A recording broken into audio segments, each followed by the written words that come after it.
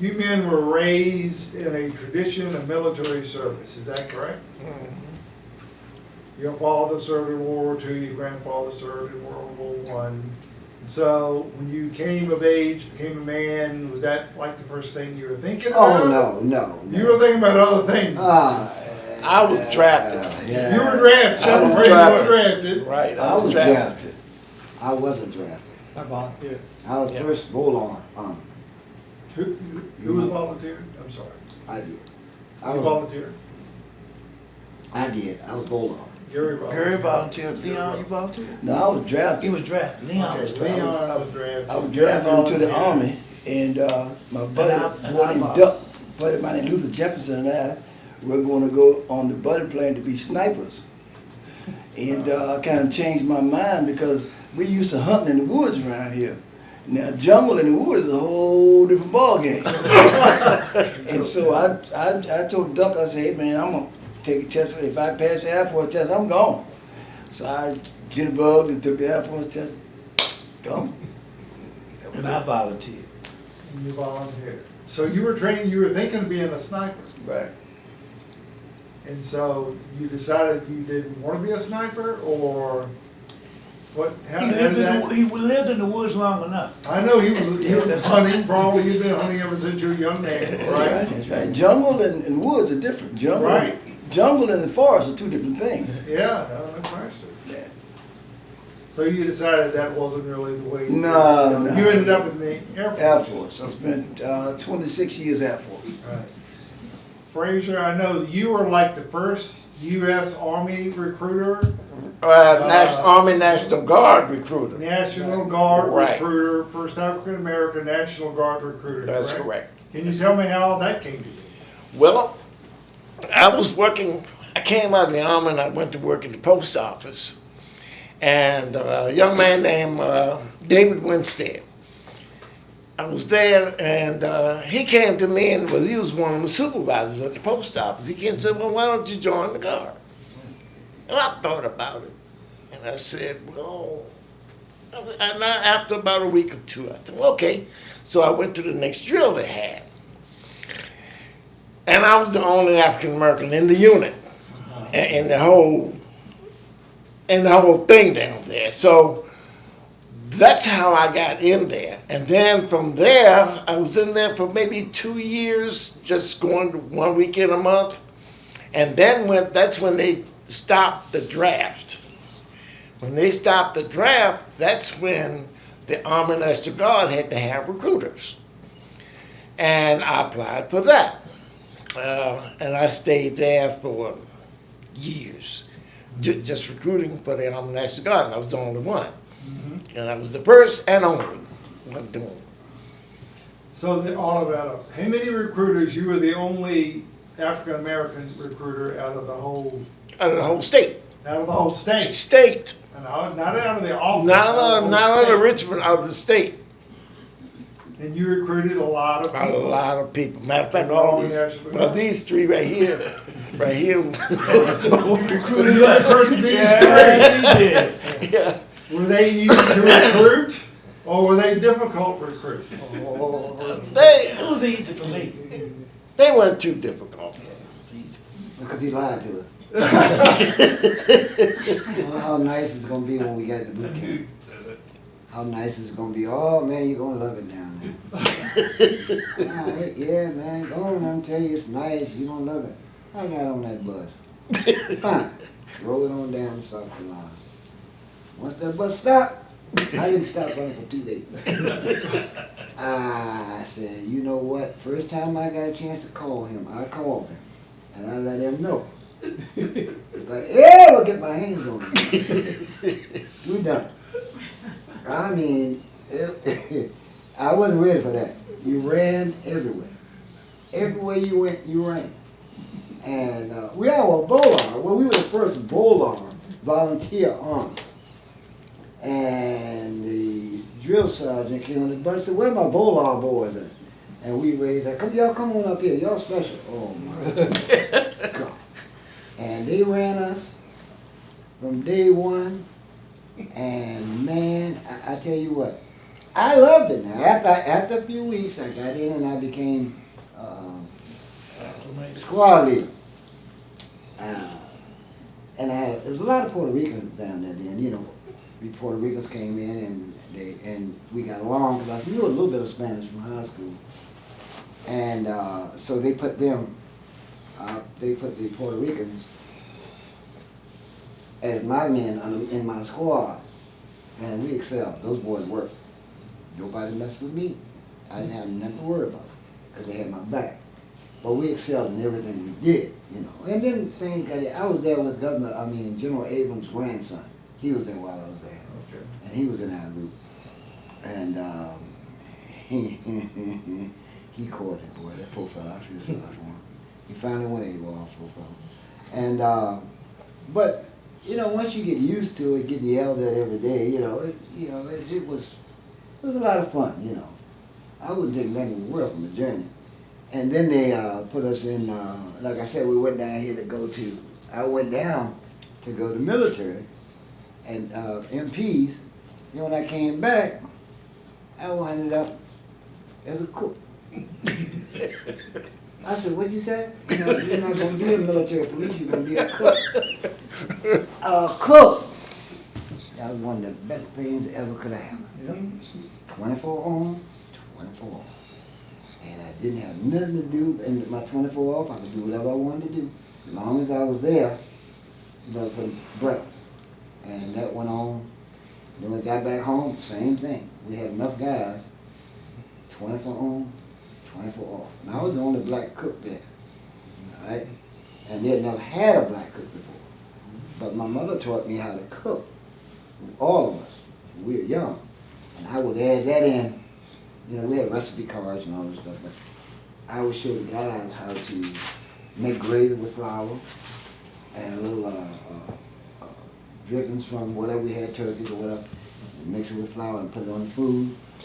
And we did a lot of things the old-fashioned way. And the guys loved it, because we made sure we had plenty of food for them. How many people you fed? Usually, I usually ran about 300. But when we would go in the woods, when we would go out to bivouac, if another unit was out there, then we'd go up to like 500 guys. But everybody was fed. Rations were drawn before we left Richmond. But we didn't play with the food. I mean, we made sure that everybody got their meal, because that was our duty. Nobody ever went home. Nobody said, well, we never ran out of anything. But it was a lot of fun. And then when I got there, it was Frazier and Sam Mosby. It was about 3 of us blacks in there. And then I said, okay, all right, this ain't bad. And we found out there were lawyers in there, judges, judges' sons. Oh, we done fell into here. Everybody that was, you know, didn't want to get drafted. Did join into the join. National Guard. Yep. Yep. Oh, you know. But we couldn't join until then. Yeah, so I told Frazier, we done fell into it here. You know, and so there's one night I was stopped by a police officer, and he tried to get me because my music was loud. I love gospel, and I had it loud. I'll never forget it. Coming down Burnham Avenue, so this cop stopped me. He pulled me over right before the Burnham and 9 Mile. 9 Mile. He goes around the car. Yada, yada. Your music was loud. I heard you when you asked me. Yeah, I love gospel music. That's loud. So he pulled me over. He got in the car. You got any drugs in the car? No, sir. So he goes in the car and he comes back.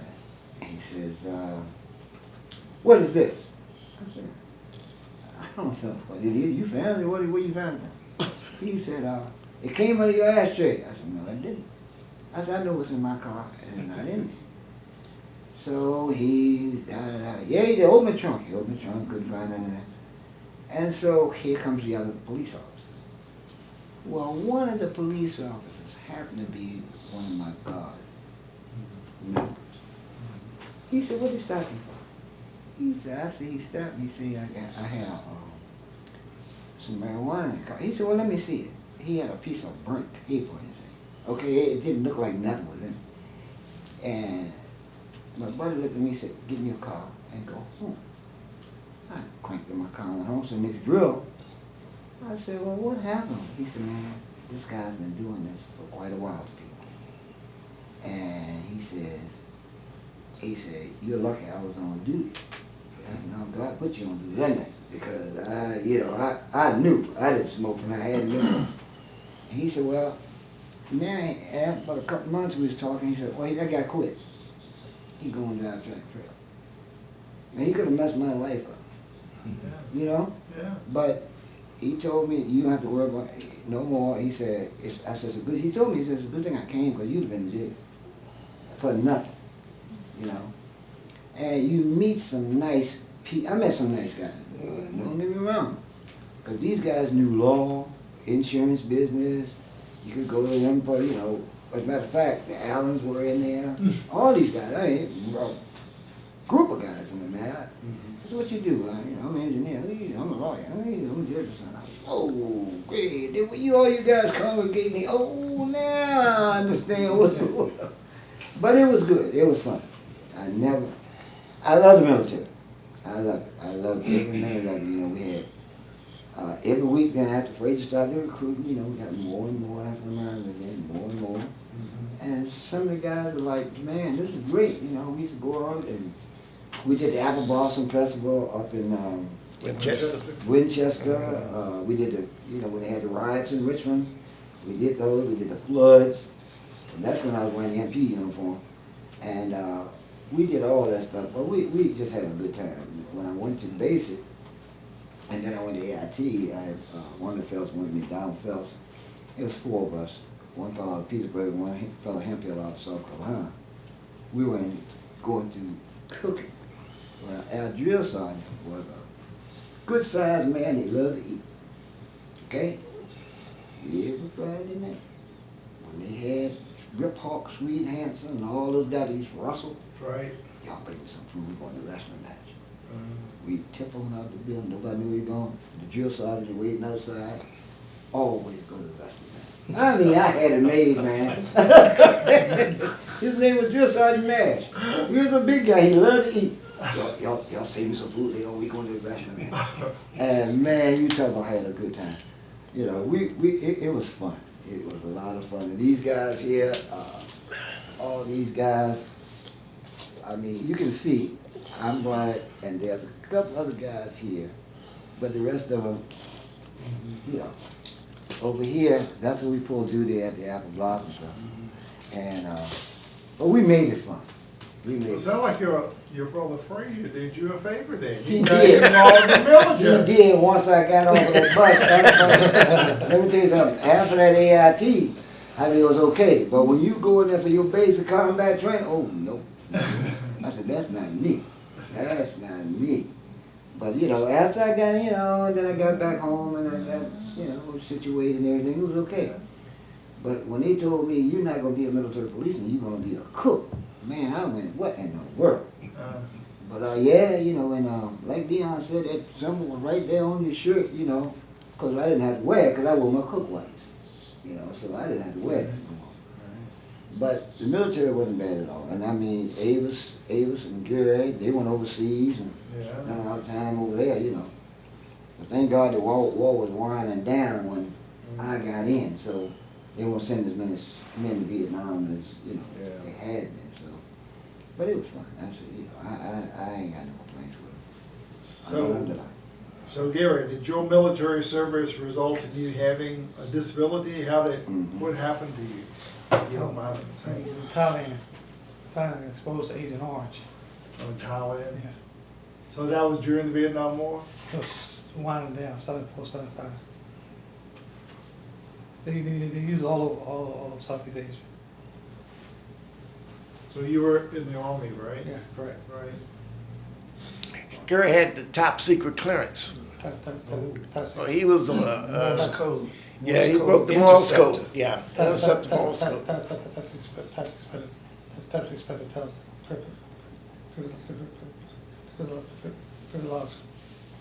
So were you in a special unit or something that you had Yeah. top secret clearance in? Yeah. You weren't just a No. soldier?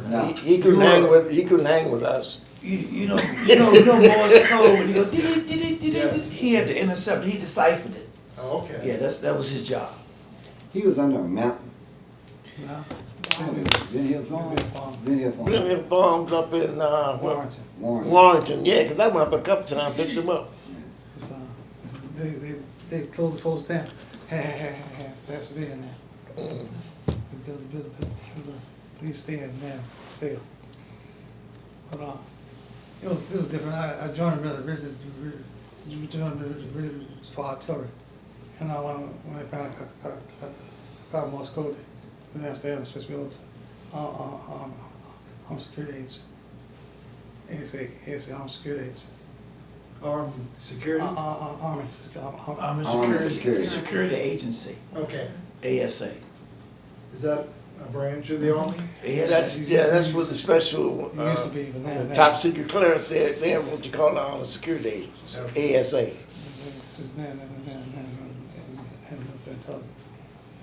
We didn't tell you, he went back 3 years ago. He went back to Thailand and visited his old army post. Really? Yes. Wow. It was amazing. The satellite, the antenna had to be 3 football fields wide What? in circumference all the way around. Yes, sir. You don't get nowhere near it. At least 3 football fields wide in circumference. Whoa. It's called the elephant cage. So the army has a post in Thailand? Oh, I didn't yeah. realize- Oh, yeah. Not anymore. They took it down. Yeah, they took it down. It's a tourist attraction now. Oh, okay. Well, he had 10 years. What, 10 years you couldn't talk about it? 6 years. 6 years? 6 years. He 6 couldn't years. say nothing about what he did. Can't say much about it now. Yeah, well, yeah. You visited a tourist Yeah. attraction in Thailand Right. years later. Yeah. And 6 years ago, I joined the National Guard, free recruited National Guard. I worked for Cab Troop, and I joined the National Guard Cavalry Troop. Turn that unit around. They were messed up unit. That's right, I remember that. And you couldn't get nothing unless you went through him in the National Guard. He was top dog. You had to account for every penny, every piece of wire, Every bullet. every bullet. If it didn't come through him, you didn't get it. All the generals knew. Yeah. All of them. Pictures, Yeah, you couldn't get a thing. pictures new. I took care of Jones. How many millions of dollars were you in charge $10 million. $10 million. $10 million for ammunition. of? $10 million for ammunition. Well, So were you like, what was your rank at that Sergeant point? first You class. seem to have a lot of authority. Sergeant first class. I'm sorry, you're what? Signed first class. SFC, yeah. E7. Basically. Okay. But I went. I had a reputation for not failing inspections. So I when I left capture, went to a unit that staff 8 years no pass inspection. 8 years no pass inspection. Mm. I took it to a unit, and 2 years later I got a no knock inspection. Was something to check the army, trying to check out, cleared all 7 areas. It's highly unusual. So you went, you're another Deion Sanders. You went there when they were bad, to a bad place and turned it to number 1. I did. Yeah. Within 2 years, did you say? Yeah, 2 years. Yeah. Within 2 years. Something was around. It was a medical company. It was crazy. They had no pass inspection. No, 8 years of no pass inspection. Oh, Never passed inspection. 8 years. Yes. And them inspection days, I remember those days. Turn it around. And them inspection days came up. Gee, No pass inspection, 8 years. 12 and punts They and paid one inspection, one helped on one inspection, one thing they passed. And the commander asked me to come take a unit. I had to go to EMT school, get medic certification. And I got that. And yeah. Yeah, rough. So Avis, I haven't heard from you. You've been pretty quiet over there in the I'm listening. I'm So did your brother also get you into the army? Yes, he did. He got me into the Guard. Got you to the I went National into the Guard. Red That was the Army. place to go, right? Yeah. Place to go. The I National was Guard. in the regular army That was it, first. baby. I joined the regular army. I went to the 1st Cav Division in Fort Hood, Texas. Then I left there, and the commander called me in. He said, "Well, Sergeant Brooks, why do you want to leave?" I said, "Captain, it's like this. I didn't come here to stay in Texas all my life." So I left there and I went to Korea. And I went over to Korea and I was a mechanic. As you see now, mechanic. I was a mechanic. And I stayed over there, and then I became a postal clerk because I got tired of the black grease all in my fingernails for working on the trucks. And couldn't nobody pass the test to be a mailman. So thank God, like you said, I used my head and I became a postal clerk for a unit of 500 people. Okay. And then I joined the Guard with my brother, Frazier. I guess he had to have his recruiting numbers up. So he got me in, he carried me down there to the unit. As a matter of fact, I got out June of 78. One day later, I was in the Guard. Same here. Same here. One day later, I joined the Guard, and he carried me down to the unit, and he walked me in. And when I walked in, it was out on the drill floor. I saw all these guys playing cards, and having a good time. And I looked at them and said, "Yeah, I don't like this place." You can't beat. Yeah. You know how to play poker there. Yeah, then I went, after that, we got mobilized. And the unit I had was, I could say 90% female. And we went to Desert Storm. It's one of you ain't married one of them. I had time. And we went to Desert Storm and we got activated. We was in Cobalt Towers, and we had to move out to the field. And as soon as we moved out to the field, I know y'all heard of Scud missiles and stuff like that. The Scud missile came right down into the mess tent. Boom. And we were on our way out. And Glad it ain't working. then we went out into the field. Our job as a unit was to process prisoners. That's what our job. We had a first sergeant from New York. He came to the unit. I guess he couldn't accept the blackness. The majority of people were black. And he left. And you're not supposed to do this, but he left. Okay, so me, I had good integrity from my mother and father and my brothers, because we all worked together. So I became logistics. I was supply man. I was the armorer. I was the food supply, and I was transportation. Because when we got to the field, you had 101 people, but you had 2 tents, 2 GP lodges, because all that stuff was still on the ship. It took 30 days for the ship to go all the way around Panama Canal to get there, 30 days. So when we dropped out in the field, we had 2 tents. So we had the bag, bar, and steel. And there was a vehicle sitting out. Another unit had deployed, moved further up to the war zone. And they left a vehicle sitting there. And I went to that vehicle, I opened up the door, it looked like it was Russian or German. And I didn't know either one. But I got that vehicle started. And we had transportation. So we got there, and my first sergeant, he left. And I was a lonely E6. But I had a duty to do was take care of the people. And that's what I did. But then they had no leadership. So the Major Taylor, promoted me to E7, acting first sergeant.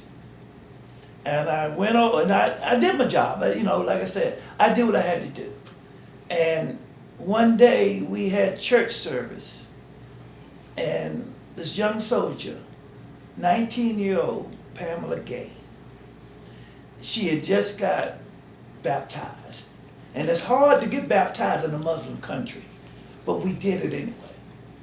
And we had to deploy we had to split our camp up. We had an east camp and a west camp. half of them had to go to West Camp and half of them stayed at East Camp. So over there, the roads are not as wide, and whoever got the biggest vehicle controls the highway. And we lost Pamela Gay because a truck, one of them 10 tons pulling a M80 tank, sideswiped our vehicle. And she was sitting on that corner. And we got her to the hospital, the major, and they would not work on her because she was a female. And there was another young girl with her name, Valerie Johnson. And she was in pain, and she said, she stood up. Valerie told me she stood up. She sat up and said, everything's gonna be all right. And she died right there. He made me first sergeant, and as we got deployed back, it was a hurting thing, but I was telling my brothers the other day, a medal don't make a soldier. As long as you do your job, a medal don't make a soldier. And as soon as we got back off the bus, it wasn't funny, but it was tickling how they did it. Everybody got off the bus, I had formation, and the first thing they did was take the rank off my shirt. Took the rank off my shirt. I don't understand. It hurt. Why did they do that? They said I didn't supposed to be promoted. But who was gonna lead them? Who was gonna lead them? They took the rank right. I mean, my foot couldn't even get dirty. First thing they did was took the rank out of my shirt. But I didn't let that bother me. I kept on with my mission. Eventually, I left that unit and went up to Fort Belvoir, Virginia. Wait. Who took the rank off you? The administration. They said I was just supposed to be promoted in the field. Well, who's gonna lead people in the field? Oh. So, you know, it didn't bother me. Like I said, it didn't bother me, it just hurt me. It didn't bother Who me. gave you the? The commander. He needed a leader. So he promoted. You had people that were of rank, but they were too scared. Oh, okay. So, Fear. yeah, fearful. I jumped on in. I said, I'll do it, sir. So when I came back home, I went up to Fort Belvoir and I became a master sergeant. I was up there and I got promoted to master sergeant. And then, of course, I got deployed again. I went to Bosnia and Herzegovina with the genociding of soldiers, people, you know, how they Bosnian Serbs and Milosevic, all those guys. Yeah. See, we was deeply involved in that. So you were, at that point, you were a master sergeant? Master sergeant. At which point? The Bosnia, Master sergeant, yes. what's the other place you said? I went to Kuwait, Desert Storm, Okay, but they, Bosnia and Herzegovina? Bosnia Herzegovina. That's the whole name of the Not like- country. It's one name. Bosnia / Oh, I see, that was all the one. One word. Consolidated. Right. They're kicking up again over there. Right, and then, Okay. like I said, we found mass graves and stuff like that. And that's when 9/11 happened. And we couldn't believe what we saw on TV. And in that instant, I mean, just like that, everything changed. You had to have we call a long gun, which is the M16. You had to have 2 long guns and pistols to go off post. That was mandatory. And by that time, they had bounties out on our uniforms, our IDs, our weapons, and our vehicles. So if you could kill one of us and get our uniform, it's worth money. If you could steal our ID, it was worth money. These are the things that we had to deal with.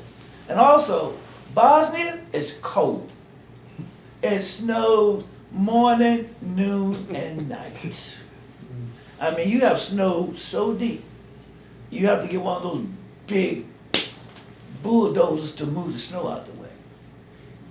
But like I said, a medal, I didn't get a medal until I got back home. But it didn't bother me because the medal don't make a soldier.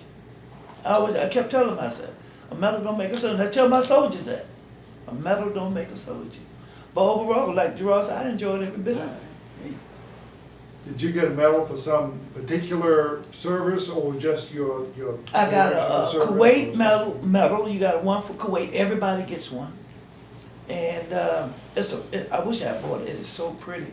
I never put it on. It is so pretty, and it made out some gold was in it. And you get an RCOM, Army Accommodation Medal, which my light colonel, she asked me one day, she said, Sergeant Brooks, I looked in your records, and you don't have an RCOM. I said, ma'am, and I've been in the unit for 20, like Leon, over 20 years. I retired with 30 years in the military. And she said, you don't have an RCOM? I said, ma'am, it's when I don't have a medal, it boils down to either this. I'm supposed to have it or poor leadership. And so, 2 days, because I was her first sergeant and she was my commander. I think when 30 days later, she had me an RCOM. And that woman, I never forget, Major Ammons. I never forget her name. And she was a top-notch officer.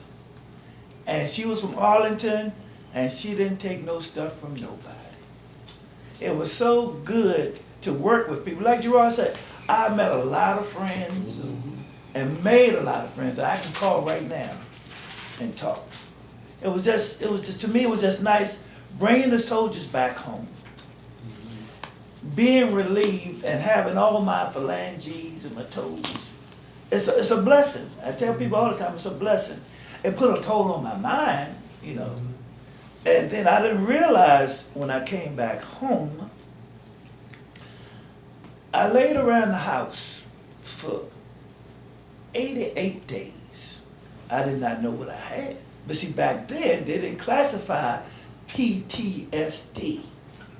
It wasn't a thing then.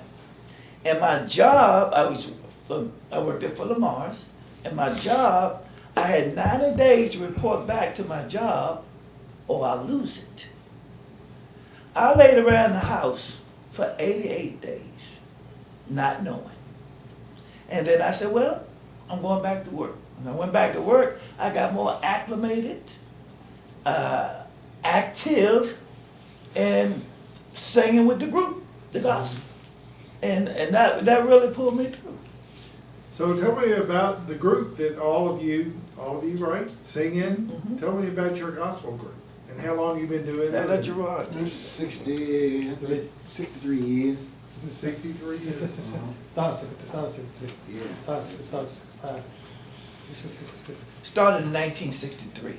Yeah. So- And, Now to present. Okay, so that's, yeah. yeah, we was So you guys were children Yeah. when you 12, I was started 12. singing in that I was group. 12 when it started. And all the brothers, and I had a picture somewhere. It's one here. Oh, that. This is when Leon would come home and Drop. In the paper. In the paper right oh, okay. there. Look at that. Those that's when we first and Frazier was there. Leon came home, Wayne, cousin, he came home. But the first group of guys was Leon, me, a fellow named Curtis. He was got our original picture. But, you know, guys went into service, came out to service, or whatever the jobs did, went overseas. We always came back.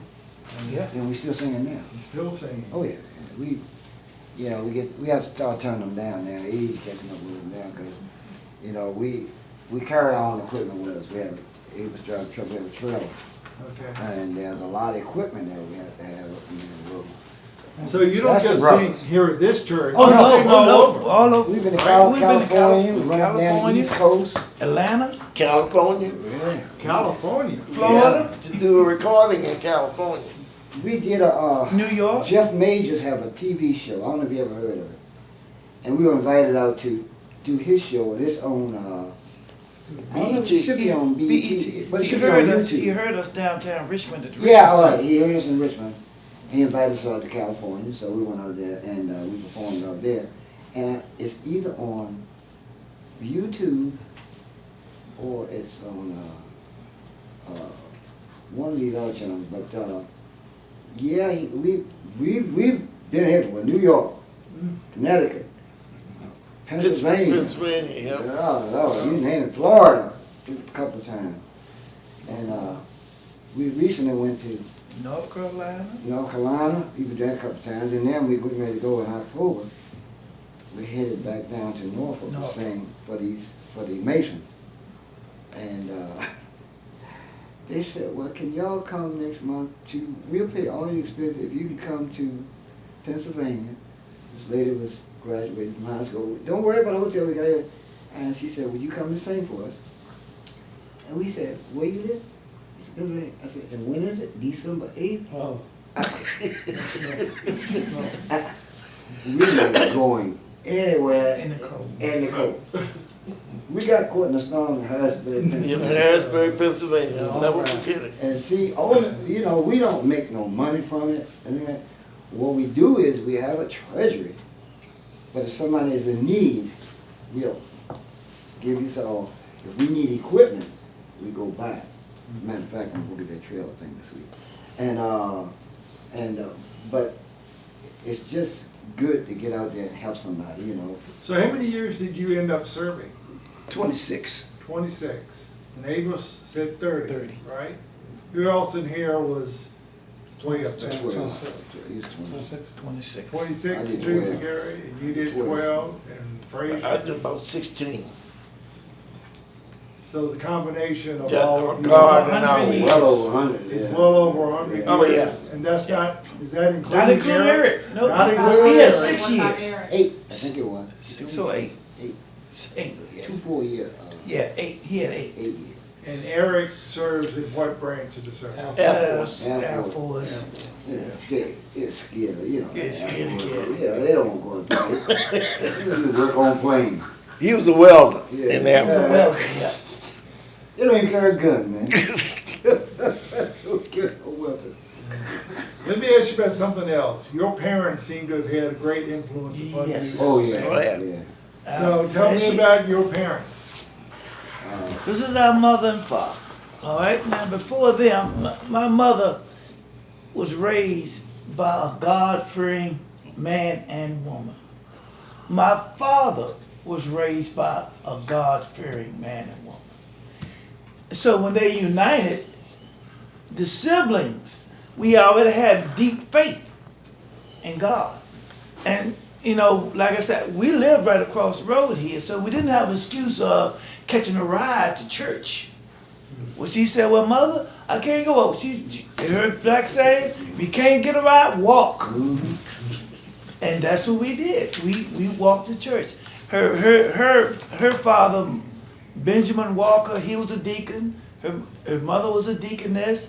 My dad's father, you could say he could preach, but he was a deacon. And sing. yeah, he could sing. That man could sing. And then the thing is, we all benefited from that. We all. And that's why we have patience, like Leon. All those years, like I said, was the grace of God. Look at me. I come back home. I could have said, screw all y'all when y'all took my rake off my shoulder. GeRald could have said, well, screw y'all when I want to be an MP and I'm a cook. GeRald could have said, screw y'all when I'm going here and you're going to send me to a unit and never pass an inspection. Frazier could have said, screw y'all, because I'm the only black as a recruiter, but they stood fast. That's how I look at it. I stood fast. And patience is a virtue. And my mother had it, and my dad had it. Now I looked at her, my mother was full of etiquettes. Yeah. Oh, I know how to set the glass on the table. I know where the fork and spoons go. I know how to put my arms, elbows on the table, and stuff like that. I know how to cook. My daddy, work ethics. He taught us how to work and get your own. And I look at that to this day. And I think about my daddy, we sold vegetables, again, on the truck. And at the end of each Saturday, he would stop at Strawberry Bottom or Sugar Bottom in Richmond, Virginia. It was these poor families. I mean, it's right on the side of Shimaranza Park. You had to drive down. And he would park. And all the little snotty old kids would come out and the parents would come out. And I'm sitting down there waiting. And he said, y'all get what you want. That's what he said. Y'all get what you want. Didn't have to pay for nothing.